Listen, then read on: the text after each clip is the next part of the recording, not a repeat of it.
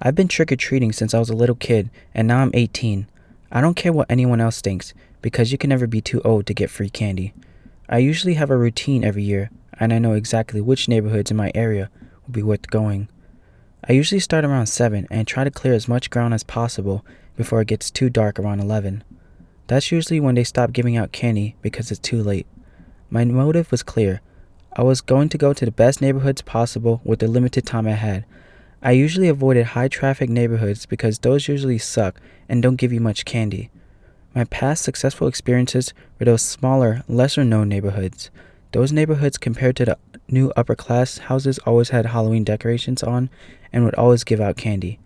Also, this year will be different since it's my first time in my life that I have ever owned a car. I had to work my butt off this past year while still in high school. All I knew was that I would be an advantage since I wouldn't have to travel on foot as much. For this year, I decided to dress as Michael Myers, which I know is pretty generic. I bought a cheap Michael Myers mask at Spirit Halloween and wore a dark hoodie and some pants. I also brought a few pillowcases to put all my candy. Yes, I know I was on a budget.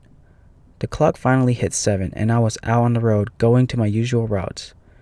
After getting through a few neighborhoods, jumping in and out of my car every few blocks, I was starting to notice something different this year.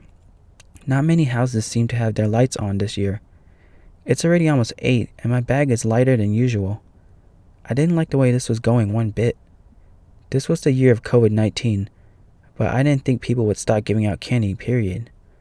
I changed my game plan a bit this year and decided to go find different neighborhoods that I don't usually go to. This one in particular I saw nearby caught my attention since I could see a lot of light coming from out the road. It was full of trick-or-treaters and everyone was wearing all types of costumes. I kept going from doorbell to doorbell and back to my car. I actually filled up one pillowcase full of candy. This is where things started to go south. I saw one house that had scary cobwebs and spider decorations. It was inside of a cul-de-sac and they all had cars parked on them, so I had to park a bit back. I kept my car on while I made this quick run. I got to the front door and a nice lady came out and put a goodie bag in my pillowcase. I thanked her and left. However, once I started walking back towards my car, I noticed a group of trick-or-treaters near my car standing around. They weren't little kids. All of them looked bigger and taller than me. One had a Freddy costume, the other had a Scream costume, and the last guy, coincidentally, had an almost perfect Michael Myers costume just like me, but on the other hand, he was tall and as big as the real Michael Myers. This was actually intimidating me a lot because I had to make the walk to my car and they were all staring directly at me as I got in. None of them had a bucket or bag for trick-or-treating. I don't know what they were here for, but it was to scare me that they were doing a pretty good job. I checked my car to see if anything was stolen. Nothing was taken. I don't think they went inside my car. It was getting late now, and they seemed to be the only people outside, so I drove off and on to the next house. After almost finishing up this neighborhood, it was almost time to call it a night, because it was actually almost 11 and I had school the next day. I was on my second pillowcase and heading back to my car. Suddenly, I noticed something odd, something that I've seen recently not too long ago. The trio from earlier, the same 3 guys dressed as Freddy, Scream, and Michael Myers were right behind me. Somehow, they must have caught up to me.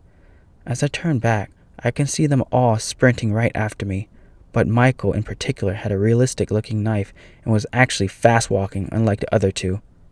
My car was like 5 houses away, so I had to make a run for it as fast as I could.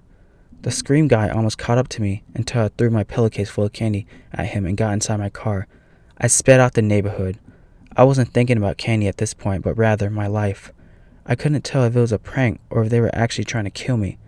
The only thing I cared about was my safety. This will always be a Halloween night I will never forget.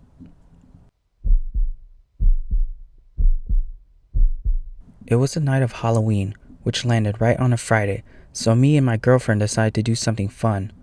We don't usually do much besides carve pumpkins and go to haunted houses. This year, we decided to do something different and check out the haunted forest that a lot of our friends were talking about. It was similar to the haunted houses where they have actors and realistic props that try to scare you. The theme of this haunt was going to be all outdoors. It was located near a cornfield and out in the middle of the boonies. We drove almost 2 hours just to get here, so I was really hoping it was worth the drive. Surprisingly, there was a lot of people there. I got both our tickets and we had to wait in line for half an hour. The place seemed like a legit haunt. The actors all had scary and realistic looking costumes. I was actually getting scared myself, but I tried to hide it since I was with my girl. When it finally got to our turn, we were going through the maze-like haunt. I was leading the expedition with my girl hid behind me. It was your usual haunted house scenario with the actors jumping out of nowhere and trying to scare you. I couldn't lie, they actually got me there a few times. My girlfriend stayed behind me the entire time with her eyes closed. She was actually more scared than I was. It was honestly kind of fun, and I was getting a good vibe. The second part of the haunted house wasn't your usual tour of the place. Instead, we were led into a corn maze area. They said you guys have to escape this corn maze as the final challenge. I didn't like the way this was going because I wasn't used to this. I entered the corn maze and already I wasn't feeling it. It wasn't well lit at all, and I was having a hard time navigating through all of it. My girlfriend was holding me from behind as usual, and she said to get us out of here, please. I was actually scared myself on this one. Unlike the last haunt, I didn't see any other people along the way. The more and more we walked through the corn maze, I started to realize we were definitely alone.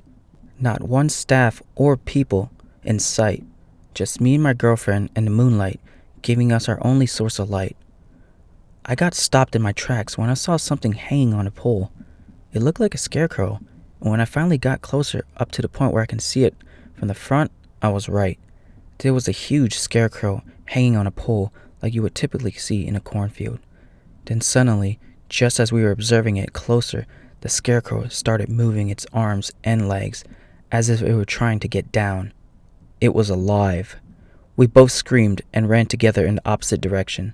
Just when we thought this corn maze was lifeless, a man emerged out of the fields with a pitchfork in his hands. He was wearing overalls and a straw hat. He didn't say one word and walked slowly towards us in a very intimidating way. I grabbed my girlfriend and just ran zigzags until I could finally see light. We escaped the corn maze and was shortly greeted with one of the staff members. She told us, "Congratulations, you just completed the maze." I told her, "You guys got us good," while trying to catch my breath. I told her that I liked the scarecrow guy you guys hung up on the pole.